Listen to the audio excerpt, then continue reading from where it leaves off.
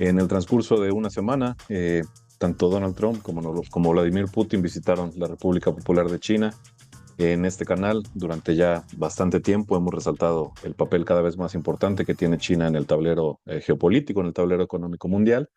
En esta última semana, tras los encuentros de ambos mandatarios con el presidente de China, pues muchos medios se han dado cuenta por fin de dónde está verdaderamente el centro geopolítico a estas alturas del siglo XXI.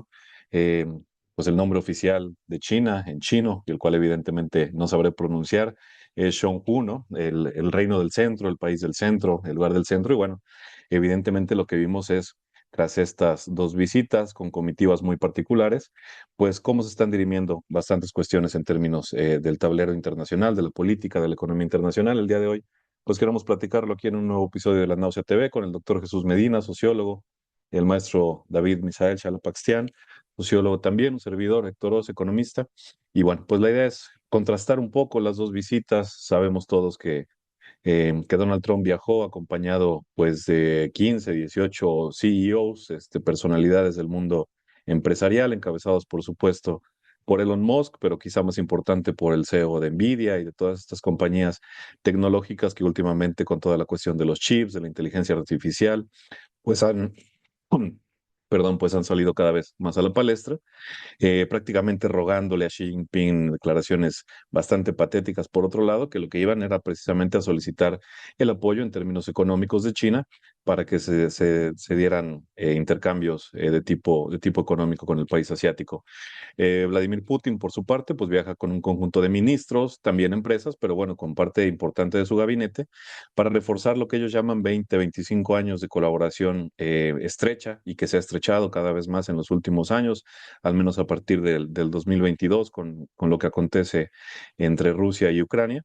Y que bueno, de una u otra forma, pues nos da cuenta, nos da pie para analizar no solamente las dos visitas, con las vicisitudes que hayan podido suscitar tanto en medios como en las interpretaciones de ciertos analistas, sino pues se valora un poquito el tablero en general, ¿no? Como siempre tratamos de hacerlo, pues poniendo una mirada histórica, pero también sistémica a las cuestiones que pasan en la actualidad y como, bueno, como lo comentaba yo en un principio, pues el hecho que he resaltado una y otra vez, ¿no? Quienes van a visitar a China son precisamente Donald Trump y Putin. No es Xi Jinping el que viaja a Washington, sino es precisamente la amenaza naranja la que viaja a Beijing, pues pensando precisamente en dónde se encuentran, quién tiene más cartas en la mano, ¿no? Como le gusta señalar al presidente estadounidense. Con esta introducción, pues creo que podemos hacer un análisis, insisto, de carácter superficial, quizás sobre las reuniones, de los acuerdos importantes a los que se llegó y a los que no se llegó, que también son importantes, y posteriormente, pues dar una lectura más general del tablero geoeconómico, geopolítico mundial en este convulso 2026. David, si quieres algunas primeras impresiones, algunos primeros datos que nos sirvan para contextualizar también lo transcurrido en estas dos famosas reuniones que tuvieron lugar en el transcurso de esta semana. Sí, un saludo a todos.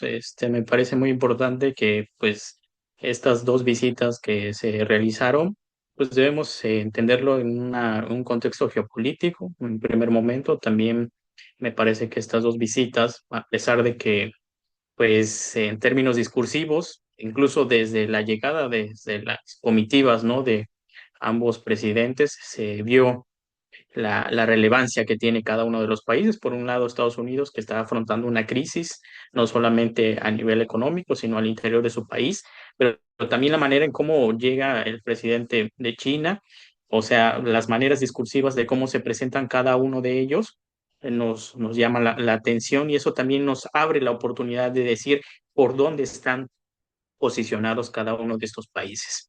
Y a pesar de que algunos acuerdos son muy puntuales, pues en términos generales, ambos países pues trataban de mostrar las relaciones comerciales, ¿no? Que en el caso de Estados Unidos sigue siendo una economía muy inestable, o sea, no es de reciente esta inestabilidad, a pesar de que, si bien es cierto, con su visita de Donald Trump, pues no se ha oficializado algunos cambios arancelarios, pero pues obviamente con esta idea también de que se prolongue una tregua temporal hasta cierto punto, sobre todo con la llegada de ciertos personajes que más adelante vamos a precisar ahí con Jesús, que llama la atención de la llegada también de una comitiva sobre todo para flexibilizar hasta cierto punto ciertos mercados que Estados Unidos no ha tenido dentro de la economía china, ¿no?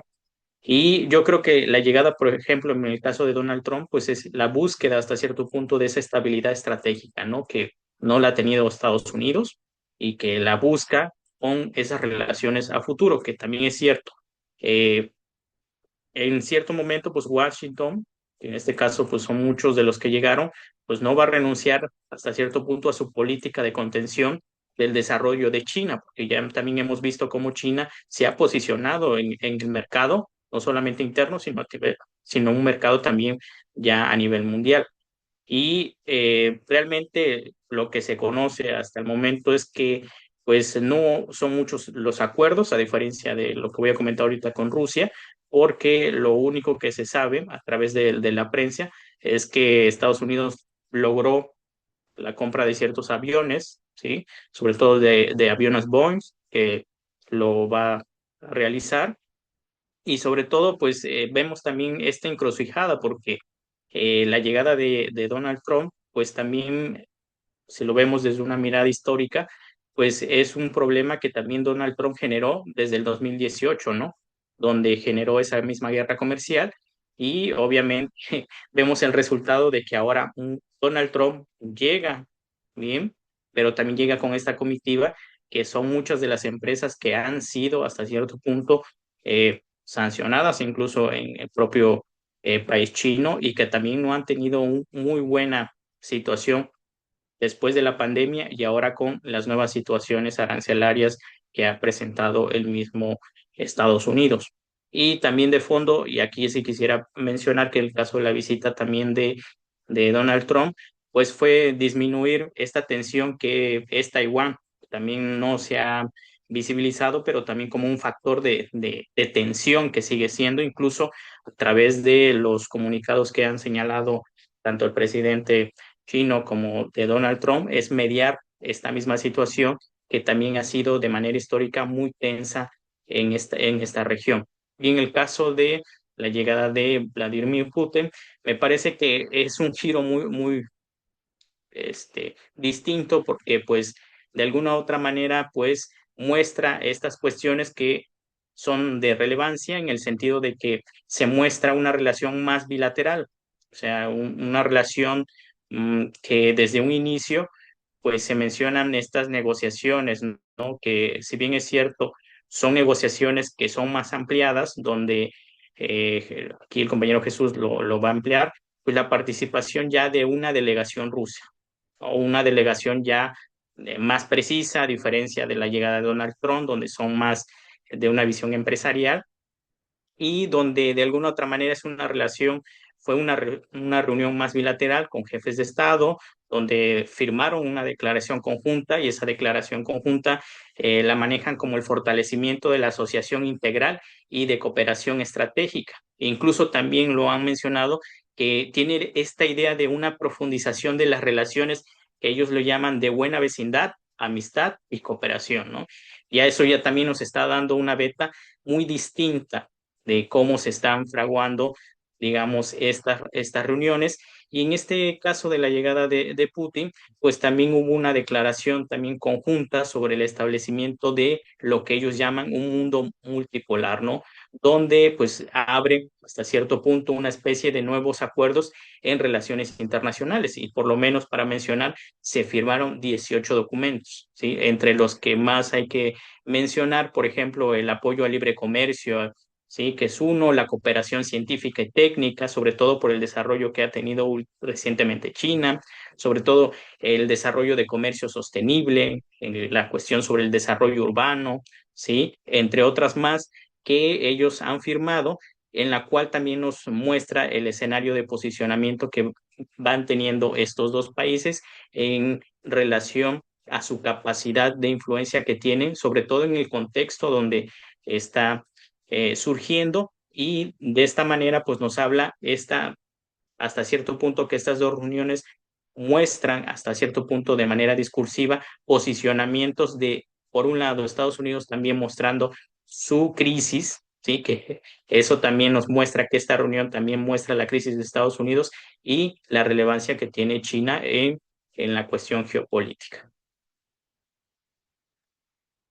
Sí, de acuerdo, un carácter muy distinto de ambas reuniones, ¿no? Por aquí tenía yo las palabras pronunciadas por Trump, que bueno, serían de risa si no fuera de la trascendencia que llevan, pero por ahí señalaban, traje conmigo a los 30 líderes empresariales más poderosos del mundo, no mandé al segundo ni al vicepresidente, quería el número uno de cada imperio, Jensen Huang, Tim Cook, Elon Musk, los mejores del planeta están aquí, justo delante de ti.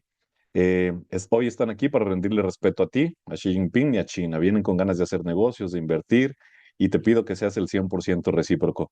A todas luces, una capitulación, ¿no? Un reconocimiento de que esa guerra empezada por Biden ya hace prácticamente 8 años, esa guerra de tarifas, esa guerra comercial, pues quien lleva las de ganar a todas luces es China, ¿no? Lo vimos con la cuestión de los chips y las tierras raras hace poco más de un año, y actualmente, bueno, esta visita encabezada por un conjunto de las élites corporativas de los Estados Unidos, pues de lo que da cuenta es efectivamente de que lo que se busca no son acuerdos políticos, no son acuerdos de estabilización de todos los conflictos que hay en el mundo, sino simplemente de rentabilidad capitalista, ¿no? En cambio, lo que vemos con Rusia, pues sí es efectivamente una cuestión más política que otra cosa, ¿no? Que refuerce esa cooperación que se ha estrechado en los últimos años, si bien tampoco las relaciones podemos decir que son de aliados específicamente, pero bueno, creo que un panorama general que pinta David, Jesús, ¿por dónde podemos continuar? Gracias, Héctor. Saludos, David, y a nuestro auditorio. Creo que justamente lo que subyace en todos estos días de reuniones y el hecho de que se hayan también empalmado, o bueno, hayan sido subsecuentes las reuniones en China, no nos habla de un punto de inflexión en la dinámica geopolítica, pero sí en un paso más en una dinámica perdón, en una dirección que hemos ya estipulado en ocasiones anteriores en este espacio. Y esto es que, bueno, el auge, el crecimiento de China es algo ya imparable por parte de Estados Unidos, máxime en un entorno en el que ha sido debilitado los últimos años, durante el gobierno de Trump en particular, pero también durante el gobierno de Biden, con la guerra en Rusia y con la guerra en Medio Oriente, ¿no? No es casualidad que la guerra en Irán se haya intensificado en este año, sino que obedece justamente un intento de Estados Unidos de golpear a China donde todavía puede ser golpeado un poco, que es en la adquisición de energía, ¿no? Una potencia comercial como lo es China, que ya superó en PIB por paridad de compra desde 2014 hasta Estados Unidos, requiere demasiada energía. Entonces, lo del cierre del estrecho de Hormuz y bueno, toda la dinámica de conflicto, el intento de quitar al gobierno de los ayatolás en Irán, pues iba encaminado a eso, ¿no? Cortar el grifo de petróleo tanto de Irán como de las monarquías en Medio Oriente, y que dependiera completamente de lo que puede sacar con el petróleo y el gas ruso, ¿no? En ese sentido, creo que coincido contigo, Héctor, es una capitulación de Trump el llevar a estos empresarios, y más aún cuando China básicamente pues los trató como segundos, ¿no? O sea, ¿qué tienen que hacer negocios con Tesla? BYD está acá con el negocio de Tesla, ya no solo en China, sino a nivel mundial, ¿no? ¿Qué tienen que hacer con Nvidia, que fue quien se negó a venderles los chips de última generación y la maquinaria de última generación para hacer los chips más pequeños del mundo, si ahora ya Huawei y diversas empresas chinas están solventando esa necesidad, ¿no? Creo que demuestra claramente el cambio en la correlación de fuerzas, y más aún, como decía David, pues en la dinámica que se establece por otro lado con Rusia, ¿no? Acuerdos vinculados a la cuestión del gasoducto, en el cual también Rusia se demuestra como mayormente dependiente de China que al revés, ¿no?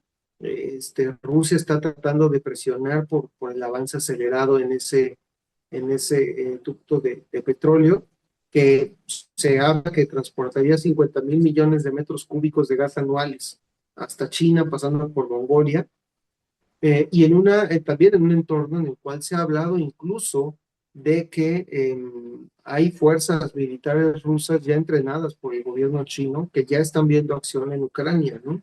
Entonces nos habla a todas luces de que China está tomando su papel dentro, o sea, está dando cada vez más pasos para tomar su papel central a nivel mundial en torno pues a una dinámica geopolítica que ha sido vendida por China pues como la comunidad de futuro compartido, ¿no? Cambiar la dinámica, y es lo que está en el centro de ese discurso, de ese comunicado que firman Putin y Xi, que es pues ya no va a ser potestad de un solo país decidir cómo va el mundo, ¿no? Creo que eso es central y que refleja también el hecho de que China no quiere ser otro Estados Unidos, quiere construir una dinámica diferente, no por ello mejoremos evaluarla posteriormente, pero que no va a estar sustentada como por Estados Unidos, pues en el golpe de fuerza constante que han hecho, ¿no? Por ahí escuchaba a algunos expertos señalar, es que parece ser que Estados Unidos ya no puede hacer lo que quiere, ¿no? Ya no va a poder seguir haciendo lo que quiere como lo ha hecho otros tiempos. Costo de sus decisiones, por ejemplo, de poner pies en terreno en Irán, sería muy costoso. Pero es que siempre lo ha sido. Corea fue costoso, Vietnam fue costoso, Afganistán fue costoso. Todos han sido costosos. La diferencia es el control de la narrativa. Los estadounidenses podrían regresar con miles de muertos en Vietnam, con toda una generación traumada por la guerra de Vietnam, y aún así decir que ganó. Y esa es la diferencia de lo que estamos viendo hoy en día. Ahora nadie puede creerle a Estados Unidos que está ganando en Irán y que está acabando con el régimen de los ayatolás.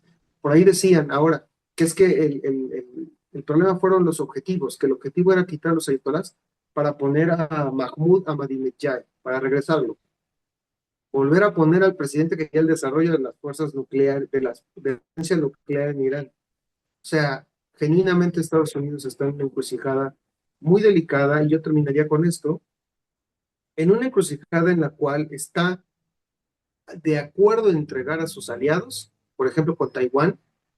Trump no accedió a decir que acordó con Xi respetar Taiwán, pero su discurso, ¿cuál fue? Taiwán también es un problema porque nos hizo desindustrializarnos.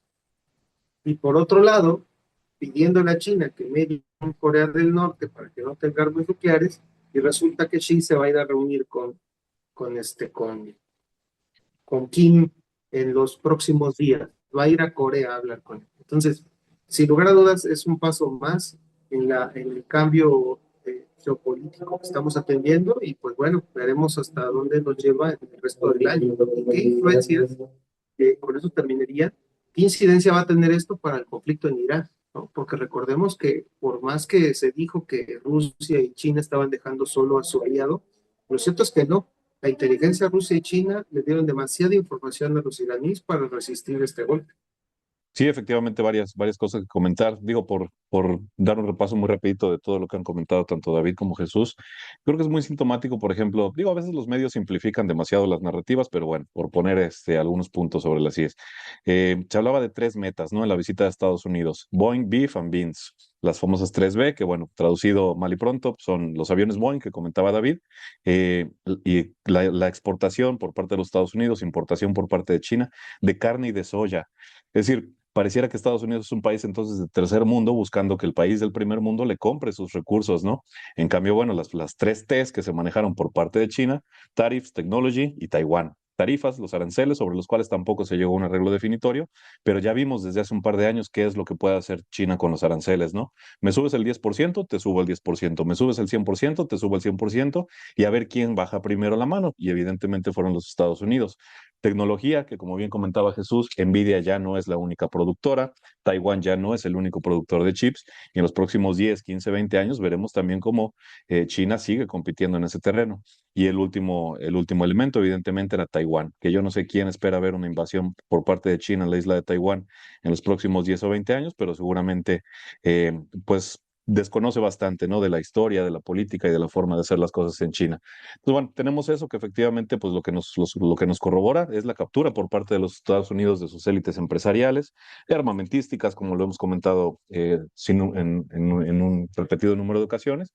También en este caso, por ejemplo, del conglomerado agroindustrial, iba Cargill, iba varias de las empresas que controlan buena parte de la producción, no solo en los Estados Unidos, sino en el mundo, pidiéndole al gran competidor, pidiéndole a China que les compre más, ¿no? Por favorcito, si son tan amables, a pesar de que quien empezó esta guerra comercial fueron evidentemente los Estados Unidos. Jesús comentaba hace ratito y yo recordaba, dicen por ahí que los que escriben la historia son los vencedores, ¿no?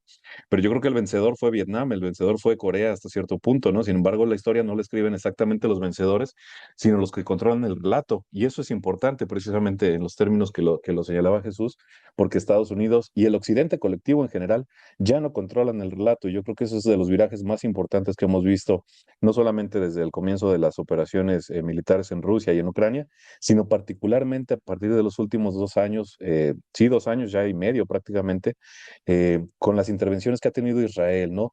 En Palestina, en Cisjordania, en Gaza y la última en Irán. Entonces, esa narrativa de la democracia, de los derechos humanos, de la superioridad moral, económica y política de la democracia occidental frente al modelo autocrático y autoritario chino y ruso, con todas las comillas del mundo, por supuesto, pues creo que cada vez está más discutida, ¿no? Cuando vemos un país que, como señalaba David en un principio, pues muestra estabilidad económica, muestra estabilidad política y no un crecimiento raquítico del 1%, como ha sido el de los últimos 20 años en Occidente, sino continuos del 10% hace 10 años y del 4 o 5% actualmente, ¿no? Entonces, creo que eso es lo que está a la palestra, evidentemente, como decía Jesús, si bien nosotros ya lo hemos comentado en varias ocasiones, no es este el momento en el que China se convierte en el principal competidor, lo lleva haciendo durante todo el siglo XXI, particularmente a partir de la segunda década, pero sí da cuenta de dónde se están dirimiendo los asuntos más importantes de la política internacional y sobre todo, insisto, ¿no? El carácter de la política de ambos países, uno, controlado por sus élites corporativas y otro que más allá de que no es el momento de que emprendamos una discusión sobre el comunismo o no de China, pues lo que sí queda claro es que no son precisamente las élites corporativas capitalistas las que llevan la voz cantante en el régimen chino, ¿no? Entonces, yo creo que, por ejemplo, Xi Jinping hablaba de la trampa de Tucídides, este concepto una y otra vez que sale a relucir. Y pues si pensamos, por ejemplo, si en el 45, en esa sucesión que se dio entre Inglaterra y Estados Unidos por la hegemonía mundial, no se dio un conflicto entre estas dos potencias, es precisamente porque sus élites corporativas eran exactamente las mismas, ¿no? Y lo siguen siendo en buena medida hasta el día de hoy. Sin embargo, eso es lo que está enfrentando Estados Unidos precisamente, ¿no? El tope que se van a encontrar sus empresas, sus corporaciones, sus bancos, sus finanzas, frente a un modelo político que pone precisamente a la política por encima de la economía. No por ello queriendo decir que el modelo chino no se preocupe por la economía, y lo sabemos no nada más por el número de personas que ha sacado de la pobreza, sino porque cada vez es más representativo en muchos más sectores de la economía, ¿no? David, algunos comentarios que quieras añadir para pues ir encapsulando lo que hemos podido aquí analizar. Sí, me parece muy importante que las formas, yo creo que las formas son la pieza clave, ¿no? O sea, por un lado, China no solamente se ha posicionado geopolíticamente, sino lo ha sabido hacer de una manera muy distinta. Eso también es muy importante, no ha sido la manera anterior de las diferentes potencias económicas, que ha sido de manera hegemónica, imponiendo también su forma de ser, no solamente discursiva a través de las narrativas, sino también imponiendo un modelo que viene, digamos, de arriba hacia abajo, ¿no? En este caso lo hemos visto y también aquí es algo un poco de recuperar la historia, digamos, de las civilizaciones y me parece que China, a diferencia que tampoco se ha dicho mucho, o sea, poco se ha trabajado la historia de la civilización china, que ha sido una manera de recorrido histórico muy amplia, o sea, la forma en cómo China se ha construido no solamente recientemente, sino ya tiene una larga data, nos habla una forma muy distinta de la forma como se va gestionando esta potencia económica, que también es muy importante, porque en la visión occidental se habla de estas potencias que ya conocemos en la historia, pero poco se habla también de cómo se ha construido China. Eso es muy importante. Las formas me llaman la atención de cómo la están construyendo de una manera que a lo mejor en la visión occidental o incluso europea, pues es muy distinta y eso también habla la forma en cómo se está posicionando Y también otro elemento muy importante que, por ejemplo, la decadencia que ya tiene Estados Unidos. O sea, ya lo hemos estado hablando aquí en La Náusea, que a lo mejor muchos pensarían que la decadencia de Estados Unidos va a venir de golpe. Sin duda que ya lo hemos dicho, no va a ser así, va a ser paulatina y no va a ser de la noche a la mañana. No es que ya se acabe el capitalismo, no es que ya se acaben los grandes empresarios, como muchos piensan. No, o sea, va a ser paulatino, no va a ser de la noche a la mañana y estamos viendo cómo de alguna otra forma pues Estados Unidos también está reconociendo de manera, a lo mejor no de cediendo como muchos esperarían, pero sí ya está entrando en la sintonía de hasta cierto punto de un reconocimiento de que China ya se está posicionando, ya está ganando espacios, o sea, no solamente en tecnología, en economía, en cuestión militar, también hay que señalarla, cuestiones, por ejemplo, de las tierras raras, que también no se ha comentado mucho, pero ya está ahí posicionado China, la influencia no solamente que tiene China en la parte de Asia, sino también en África, desde Europa, ya no se diga también aquí en continente americano, donde también Estados Unidos ha tratado de disminuir su influencia. O sea, hay muchos elementos que nos permiten ver de que China a lo mejor no es como muchos especialistas dirían, se tiene que posicionar y demostrar la hegemonía que es China, ¿no? A lo mejor es otra forma que a lo mejor no se está leyendo y que en la visión occidental se tiene esta idea y en el caso chino pues es muy distinta. Ese es un elemento muy particular. Me parece que vamos a seguir viendo algunos escenarios donde China va a estar muy presentes paulatinamente, no va a ser de la noche a la mañana, que va a permitir viendo el ascenso de este país que es muy relevante y que eso también nos va a llevar a ver el reposicionamiento de estos países, no solamente de Estados Unidos, su apertura de influencia, sino también de Rusia y del propio China, ¿no?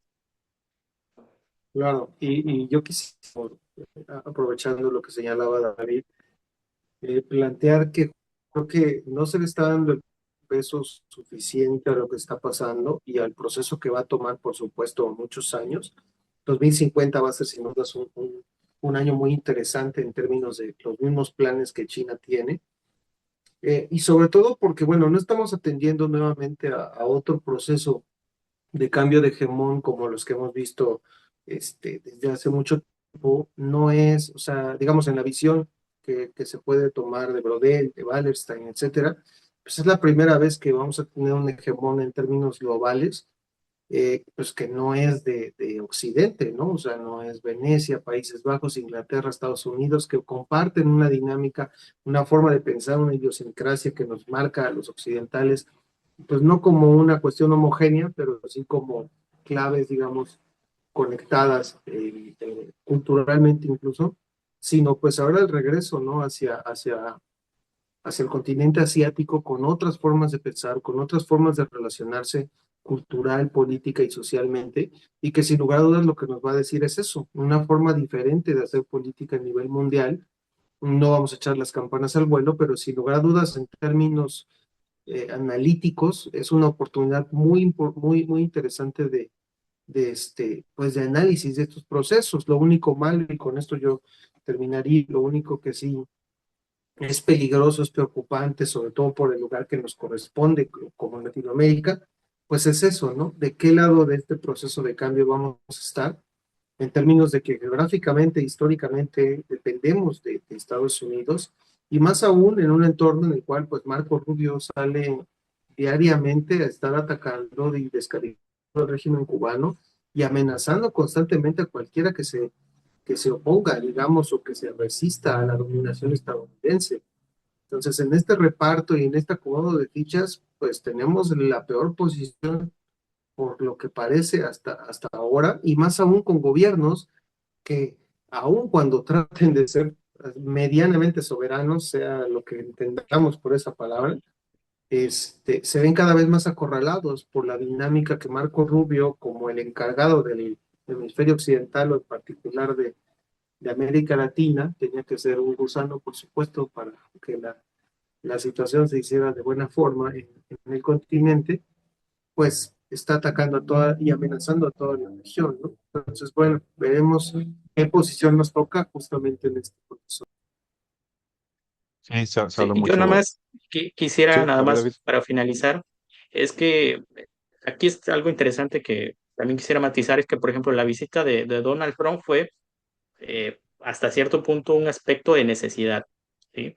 Mientras que la visita de lo que fue Putin, pues fue una visita que no es nada más improvisada o fue por la llegada de Donald Trump, es una visita que ya viene trabajándose desde hace 25 años, eso es algo muy importante, o sea, no es de improvisación o es por las presiones, sino que ya es una visita que se había trabajado ya desde lo que ellos llaman un tratado de buena vecindad, amistad y cooperación, que han trabajado Rusia y China, y que nos muestra también hasta cierto punto estas maneras muy distintas de construir o impulsar ciertos proyectos o iniciativas conjuntas. Hasta cierto punto Estados Unidos, lo vemos en historia, no lo ha logrado hacer. Sí, eso es lo que para mí es muy importante de señalar.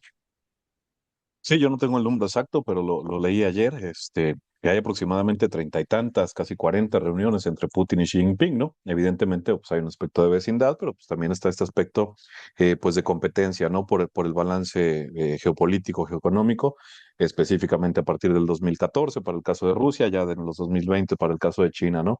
Pues yo nada más cerrar con un par de comentarios que sí quería yo no dejar de hacer. No nos llegan pagos en yuanes todavía aquí a la Náusea TV, no estamos adscribiéndonos al 100% al nuevo hegemón chino. Sabemos que hay cuestiones también que vale la pena debatir posteriormente, pero sí decir simple y sencillamente pues, que están en distintas etapas de su desarrollo imperial, si se quiere, ¿no? Podremos recordar a lo mejor el siglo XIX estadounidense como todavía sus intentos de permanecer hasta cierto punto aislado, presidentes que no querían entrar en la Primera Guerra Mundial y su política depredadora, bueno, con México, pues por ser México, por ser su vecino, pero en el resto del mundo se da ya después de 1945, ¿no? Es un caso similar, análogo al que vemos en China, en este momento replegado en sus propios intereses, buscando acrecentarlos, buscando llevarlos a la mayor parte del mundo. Y yo creo que lo que decía Jesús es fundamental, ¿no? Los últimos 500 años han sido de un capitalismo orientado más bien hacia el occidente, pero los 4500 previos no fueron capitalistas y el centro del mundo no estaba en ese occidente, ¿no? Sino estaba precisamente flotando ahí entre los imperios de lo que actualmente son la India y China. Platicar un poquito nada más sobre la relación ruso-china, tampoco echemos las campanas al vuelo en ese sentido. Yo pensaba, por ejemplo, lo que vemos en realidad de la política china es que no tiene aliados como podríamos considerar que lo son Israel o que lo son la Unión Europea de los Estados Unidos. China tiene intereses muy concretos con Rusia, intereses muy concretos con Irán, intereses muy concretos con Corea del Norte, pero no son sus aliados específicamente. Sabemos, por ejemplo, que ahorita en las últimas reuniones no se llevó a cabo el proyecto fundamental de Putin, que es el famoso poder de Siberia 2. Está frenado precisamente porque China no quiere depender de una sola fuente de recursos energéticos, que es lo que le pasó a Europa, por ejemplo, ¿no? Entonces, bueno, hay detallitos ahí que a lo que nos invitan a pensar precisamente es que Rusia, además Rusia tiene una cultura europea, euroasianista, si se quiere, pero en ninguna forma que podamos equiparar a las culturas asiáticas. Entonces, bueno, hay una serie de circunstancias ahí que, bueno, yo cerraría nada más, pues comentando eso, ¿no? Lo que vemos efectivamente es que, o que nosotros ya lo habíamos comentado, pero que sale cada vez más a relucir, que China es con cada vez mayor ahínco el centro de la economía mundial, con lo que ello lleva para la política. Pensemos, por ejemplo, en el caso de Oriente Medio. Salían noticias no confirmadas, evidentemente, al principio de la guerra en Irán, que Arabia Saudita había presionado fuertemente a los Estados Unidos. Y últimamente sale que no, que en realidad Arabia Saudita no era de los principales promotores, sino sí los Emiratos Árabes, ¿no? Entonces yo recordaba precisamente el logro geopolítico que significó el acuerdo de paz, el reconocimiento mutuo entre Arabia Saudita e Irán hace 3 o 4 años, ¿no? Que fue frenado, que fue boicoteado por esta iniciativa israelí-estadounidense. Pero ¿qué tipo de mundo es el que vamos a poder ver cuando China pueda intervenir más, quiera intervenir más? No voy a decir que solucionando conflictos a perpetuidad, pero sí llevando formas distintas de hacer la política a todos lados, ¿no? Sabemos, eso no lo vamos a negar, que China busca siempre sus propios intereses, pero en función de esos intereses, pues sí, sí debe estar una estabilidad mundial que al menos, por ejemplo, en los 50, en los 60, más o menos se mantuvo en el resto del mundo occidental, ¿no? Y que los propios Estados Unidos dinamitaron a partir del final de la Guerra Fría. Entonces, bueno, veremos, seguiremos pendientes sin duda de los acontecimientos, veremos en qué forma China puede mediar con cada vez mayor ahínco en los distintos conflictos de orden internacional y pues seguiremos pendientes tanto de las reacciones en Estados Unidos, lo que decía Jesús es fundamental, su actuar en los próximos 10, 15, 20 años sobre la región de América Latina, pues va a seguir incidiendo cada vez más sobre la política interna de nuestros países, ¿no? Pero bueno, tendremos ocasión seguramente para discutirlo.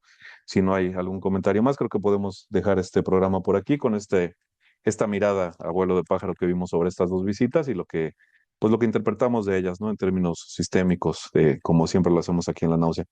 Pues les agradecemos a todos los que nos acompañaron, gracias a David, gracias a Jesús, y como siempre, pues agradecerles su compañía, invitarles a compartir el contenido, a suscribirse al canal y a recomendar por ahí cualquier cuestión que sea de su agrado. Por aquí nos encontramos próximamente. Gracias a todos.